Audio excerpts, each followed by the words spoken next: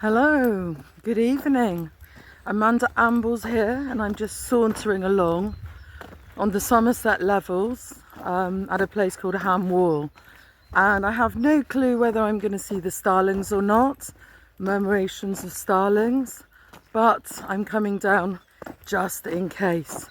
So how are things going for you? Have you felt a bit bombarded by all the news? All the things that are being exposed, all the corruption, everything else. It's been quite full on times, hasn't it? And obviously, quite often if we watch one video, we end up with algorithms, and sometimes, it ends up everything being in our face. And, on one hand, I think it's a really great thing that people are becoming more aware and that some modicum of justice is taking place, and that these people cannot exist outside of the law. However, it does feel like this is a bit of these are weapons of mass distraction. So, I don't know, call me cynical, but I'm thinking, what is it that they're distracting us from?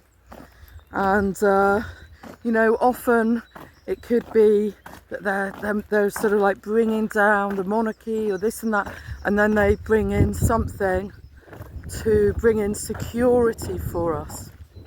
And so, I've got to say that I'm not completely convinced that this is without an agenda, what's going on. Some people are saying that there's going to be full alien disclosure soon, and who knows what's going to happen. Perhaps they're going to bring in extreme control, technocracy. If you look up Agenda 2030, they've got a lot planned for us. So it feels like in this year of the fire horse that things are happening super fast, aren't they? Like, you're just hearing one piece of news and then something else is coming out as well. And I've got to say, I've been feeling slightly discombobulated myself.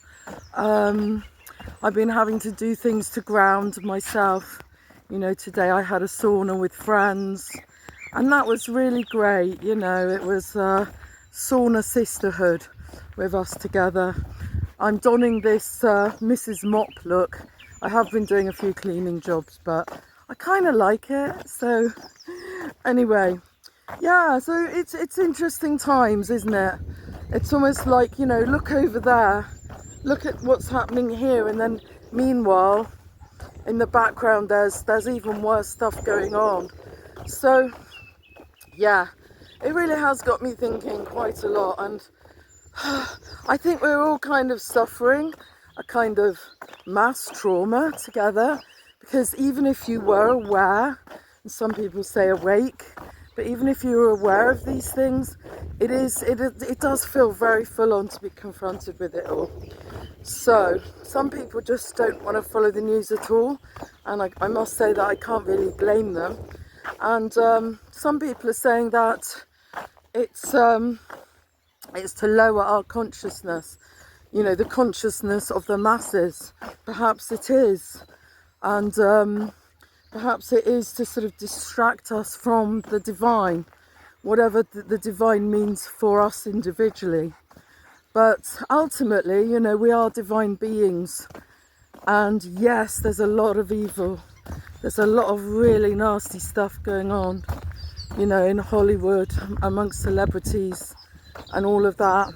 And there's a few brave souls as well who are really calling them out, aren't there? So that gives me hope, actually. That makes me think, one, that yes, they are accountable and they can't just carry on with this kind of thing forever. But it is quite horrifying. But at the same time, it's necessary for the truth, the real truth, to eventually come out. And I think everybody's sick of the lies, the manipulations, and all of that. What are your thoughts about what's been happening, and, how do you perceive things?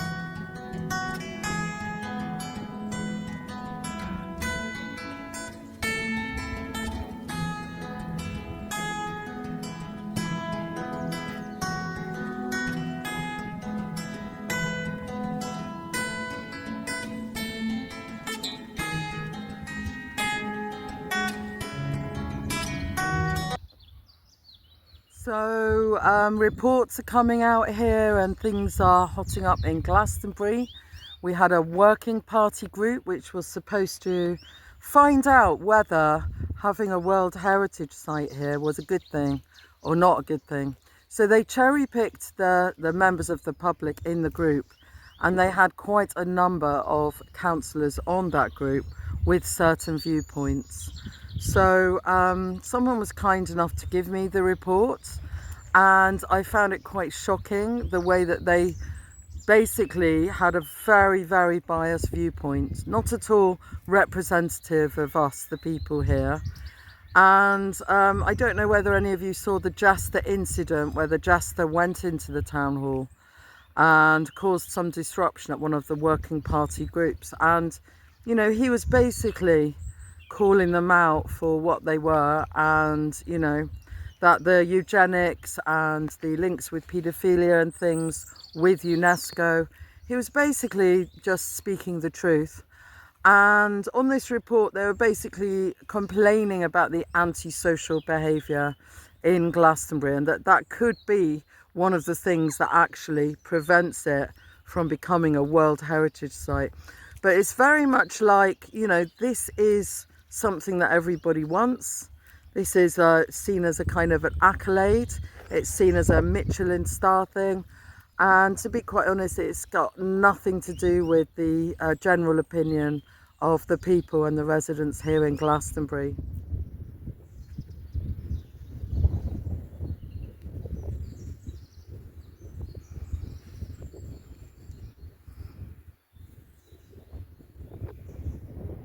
I personally think that it's these people who are pushing the agenda who are behaving like the antisocial ones.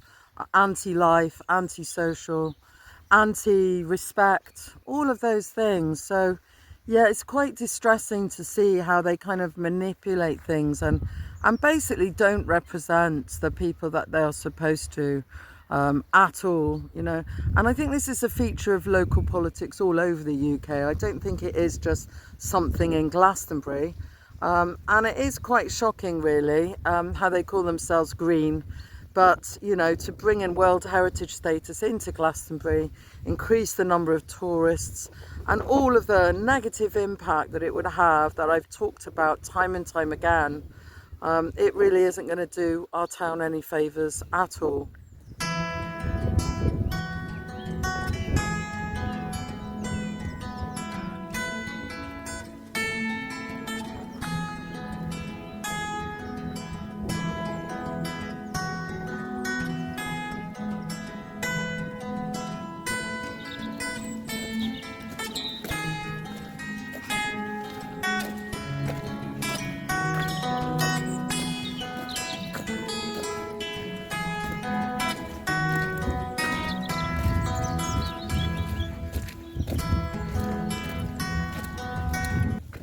For today is that the earth that we live on is totally magical.